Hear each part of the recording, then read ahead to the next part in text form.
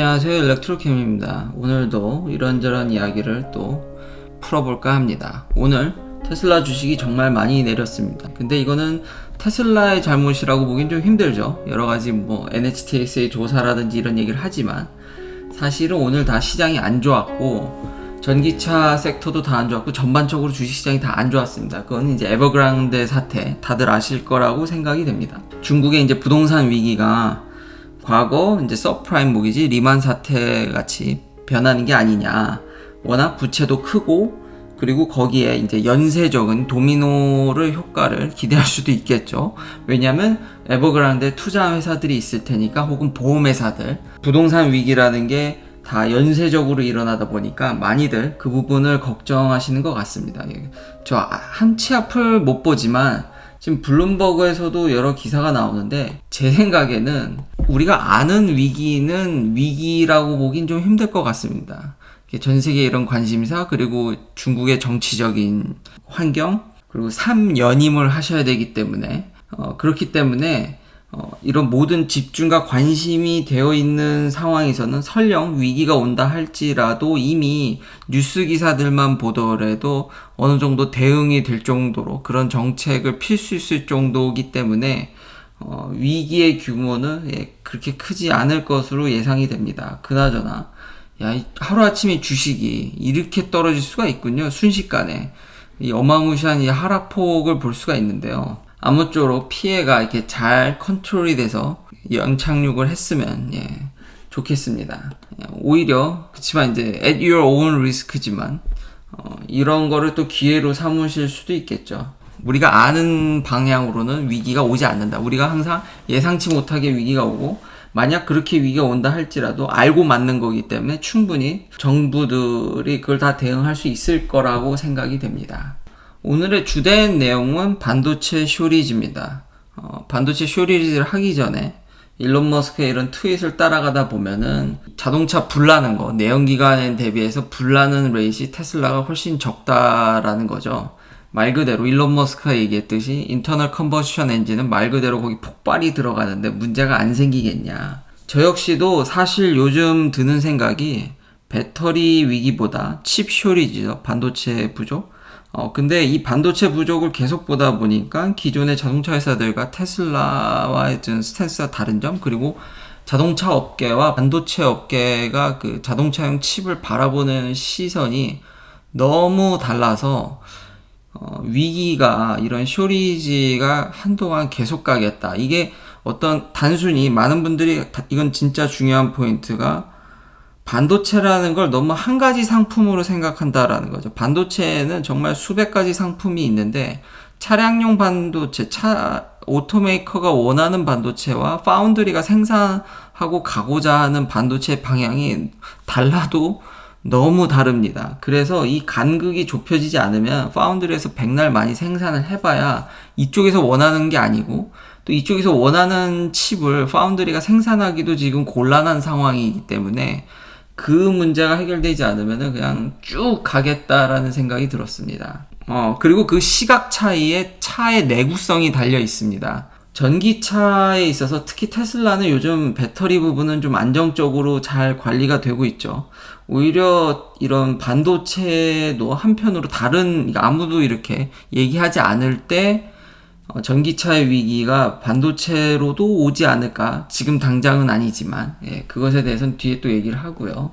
이런 일론 머스크의 트윗을 계속 이어나가면은 제가 얘기를 했었죠. 버튼 누르면 7일 동안 이제 감시를 하는데 당연히 이거는 이제 오너에 의해서, 그러니까 오너의 동의하에서 이게 틀게 되고 데이터는 다 차량에 남게 되고 단지 그 데이터를 판단해서, 근데 맘만 먹으면 좀 그런 문제가 있겠죠. 앞으로는 이런 사생활 문제, 테슬라는 데이터는 다 차에 남는다고는 하지만 오로지 그 판단만 이제 안에 내부적으로 판단을 해서 그 판단만 받는다고는 하는데 맘만 먹으면은 사실 그런 부분이 우려되기도 하긴 합니다. 그리고 이걸 이용해서 진짜 제대로 된 보험을 평가할 수 있을 거라는, 그래서 보험 얘기가 계속 나오는데 보험 사업에도 이제 진출할 것으로 보입니다. 이것만큼 운전자를 객관적으로 정확히 평가할 방법은 없다라고 생각을 합니다. 물론 기존 보험회사들도 통계 근거에서 하지만 이건 직접적으로 아예 모니터링을 하다 보니까, 그리고 그 모니터링이 아마 운전자한테 일정은 포지티브 피드백을 줄 수도 있기 때문에, 그러니까 감시한다라는 그런 것들이 썩 기분이 애매한데, 여튼 정확한 운전자의 평가가 되고 이제 보험에 왠지 테슬라가 진출할 것으로 지금 보여지고 있습니다. 그리고 다시 한번 일론 머스크 역시도 그런 규제나 법을 생각해서인지 이건 반드시 오너의 동의하에 오너가 키는 거지 우리가 하는 게 아니다. 이런 자동차 업계 계속 주 얘기가 기존의 내연기관 회사들과 반도체에 대해서도 그런 시선 차이도 제가 아까 잠깐 얘기했는데, 일론 머스크는 참 셉니다. 그리고 최근에 이런 스페이스X가 이제 민간 우주인을 이제 보냈다 이제 성공적으로 돌아왔는데, 이 바이든 정부가 그때 전기차를 이렇게 밀어주면서 테슬라를 부르지 않았을 뿐만 아니라, 과거였으면은 이제 최초의 민간 우주인인데 화이트하우스로 이렇게 초대도 해서 이걸 좀 뭔가 축하할 만도 한데 그냥 다 무시하고 있죠. 일론 머스크는 이에 대해서 여전히 바이든이 자고 있다라고 얘기하죠. 강합니다. 진짜 대통령을 이렇게 비꼴 수 있는, 강력하게 했던, 그래도 표현의 자유가 보장되면 참 좋아 보이는데, 세긴 셉니다. 저번에 노조도 그렇고요. 근데 철미하게 지금 바이든 정부는 일론 머스크하고는 어찌 보면 어떤 면에서는 이런 면에서는 잘 안 맞는다라고 생각을 해야겠죠. 워낙에 민주당의 표밭이 UAW인데 철저하게 일론 머스크가 가는 길이 UAW한테 좋지가 않다 보니까 일론 머스크에 대해서 잘하고 있지만 본인은 어떻게 생각할지 몰라도 지지자들을 아마 생각하면은 어떤 제스처를 취하기가 어렵긴 한데, 이렇게 우주인을 보낸 거에 대해서도 일절 어떤 성명이나 이런 것들을 내보내지 않는 것은 확실히 안 맞는다. 이건 좀 세긴 세다라는 생각이 듭니다. 그래서 일론 머스크도 스틸 슬리핑이라고 얘기하는데, 이런 것들은 한번 축하해줄 만도 한데, 전혀 말이 안 나옵니다. 그래서 그런 간극을 더 제가 크게 느꼈고요. 그리고 그냥 스페이스X의 이번에 인스퍼레이션 4에 대한 재미난 얘기는 토일렛 변기 이슈가 있었답니다. 그래서 일론 머스크 트윗을 보면은 생리현상? 그런 문제가 좀 있었는데, 다음에는 히트 토일렛을 설치한다라든지 약간 열선이 들어오는, 열이 들어오는 히트 토일렛, 그런 농담도 있어서 이 타이틀도 이렇게 저한테 인상 깊게 왔고요. 자, 오늘의 핵심인, 포춘에서도 이런 얘기를 했는데, 카메이커들한테 좀 스톤에이지라는 표현까지 썼습니다. 그러니까 자동차 회사들은 딱 한 줄로 요약할 수 있는 게 안전성, 그러니까 습도 이런 것들, 이런 여러 가지 그런 환경에 아주 harsh한 environment, 힘든 환경에서도 반도체가 안정적으로 작동을 하길 원합니다.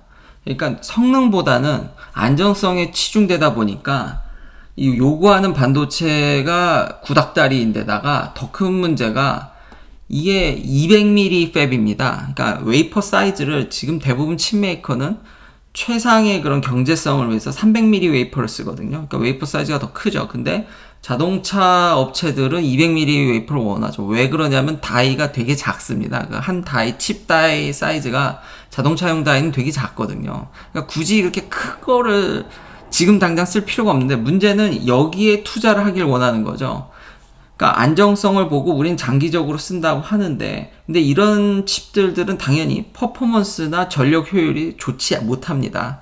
그러니까 이 안전성이냐 효율과 성능이냐의 충돌인 거죠. 거기다가 200mm 웨이퍼 팹에다가 돈을 투자하게 되면은 만에 하나 자율주행 흐름이라든지 이런 것들 때문에 더 성능 좋은 칩으로 가게 되면 초기 업프런트 피는 칩 메이커들이 다 내고 결국은 그 장비를 제대로 써먹지 못하게 되는, 반도체 라인은 초기 투자 비용이 많은 사업 중 하나입니다. 그러니까 섣불리 투자하기가 어려운 거죠. 그러니까 비록 이 자동차 회사들이 지금 자동차용 반도체에 대해서 웃돈을 진짜 많이 주지만 그거랑은 정말 다른 게임인 거죠.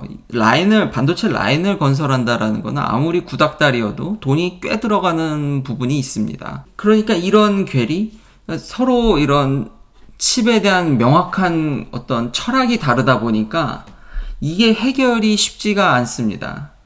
대부분 파운드리들은 그래도 이제 어드밴스드 노드, 그러니까 300mm에서 7나노, 5나노 이런 것들을 생각 안 할 수가 없고, 여전히 큰 손은 퀄컴, 애플, 구글 뭐 이런 회사들이 큰 손이기 때문에 자동차 회사들이 얼만큼 이걸 안정적으로 사줄 수 있는지에 대한 지금 누구도 가보지 못한 길에 지금 양쪽 다 들어서 있기 때문에 이게 참 좁히기가 어렵다라는 게 딱 한 줄로 요약할 수 있을 것 같습니다. 그래서 이제 좀 더 칩메이커들 편을 들면 자동차 업계들로부터 지금 이런 스톤에이지, 구닥다리 칩으로부터 나와라. 그러나 자동차 업계는 지금 NHTSA가 제가 테슬라만 조사하는 게 아니라 그랬죠. 이 정말 끊이지 않는. 그러니까 단연간이 아니죠. 수십 년간 자동차 업계는 NHTSA, 니자한테 단련이 되고 또 됐습니다. 이런 에어백 사태만 봐도 알 수 있죠. 이 타카타 에어백. 이 문제가 뭐냐면 진짜 이게 옛날 문제거든요. 근데 아직도 이게 NHTSA는 절대 웬만한 큰 건들을 클로즈하지 않습니다. 이렇게 조사를 하고 마무리를 줘도 옛날에 했던 건을 다시 오픈해서 다시 보고 다시 재조사하고 우리가 또 다시 재조사해보니까 무려 3천만 대나 더 걸릴 것 같다라는 둥. 정말 지겹습니다. 정말 이렇게 사골같이 우려서 NHTSA도 자동차 업계를 자꾸 모질게 이렇게 끌고 가다 보니까 이것 때문에 벌금도 많이 내고, 그러니까 이 타카타 에어백 문제는 에어백이 너무 세게 터져서 문제인 겁니다. 그래서 그 에어백 충격에 맞아서 사망하거나 다치는 경우가 여전히 많다라는 거죠. 그래서 다시 재조사하면서 여러 지금 오토메이커들을 또 한번 어떻게 하면 때릴까 이러는데 이런 일이 이거 하나만 있는 게 아니지 않습니까? 그러니까 너무 오랫동안 이런 거에 자동차 업계가 시달리다 보니까 굉장히 보수적입니다. 안전성, 그러니까 단 한 번의 블루 스크린도 용납을 못하는 거죠. 어떻게든 최대한의 릴라이빌리티를 확보하는 게 자동차 업계의 화두고, 그렇지만 기존의 파운더리에서의 큰 손들들은 이런 빅텍 그룹들 이렇게 테크놀로지가 최선단에 가는, 그러면은 퍼포먼스도 좋아지고 전력 효율도 좋아지만 사실 안전성은 그래서 국방부나 이런 데는 아직도 40나노, 45나노 칩을 쓴다든지 인공위성에 들어가는 칩들은 좀 더 전력 효율보다 안정성을 택하는 면이 있습니다. 그래서 반도체 업계에서는 테슬라의 위기를 배터리로 보지 않고 위험성을 반도체로 보는 사람도 있습니다. 반도체에도 수명이 있습니다.